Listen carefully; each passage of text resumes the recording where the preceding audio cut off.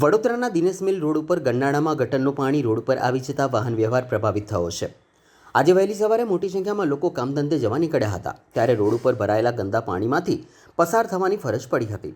ખાસ કરીને મહિલાઓ અને પગપાળા જતા લોકોને ગટરના પાણીમાંથી ચાલીને જવું પડ્યું હતું. સ્થાનિકોના જણાવ્યા મુજબ આ સમસ્યા નવી નથી. અનેક વખત તંત્ર સમક્ષ રજૂઆત કરવા છતાં આજ દિન સુધી કોઈ કાયમી ઉકેલ આવ્યો નથી. દર વર્ષે ચોમાસા દરમિયાન દિનેશ મિલ ગન્નાળામાં ગટરનું પાણી ભરાઈ જતાં અવરજવરમાં ઘણા સમયથી મુશ્કેલી પડી રહી છે. પરિસ્થિતિ એવી સર્જાઈ હતી કે કેટલાક વાહન ચાલકોએ પાણી ભરાયેલું જોઈ પોતાનું વાહન પાછું વાળી દીધું હતું. ગન્નાળાનો રોજિંદો ઉપયોગ કરતા સ્થાનિક રહીશો અને આસપાસના વિસ્તારના લોકોને ભારે મુશ્કેલીનો સામનો કરવો પડી રહ્યો છે. હવે જોવાનું એ રહેશે કે સંબંધિત તંત્ર આ લાંબા સમયથી ચાલી રહેલી સમસ્યાનો કાયમી ઉકેલ લાવે છે કે નહીં.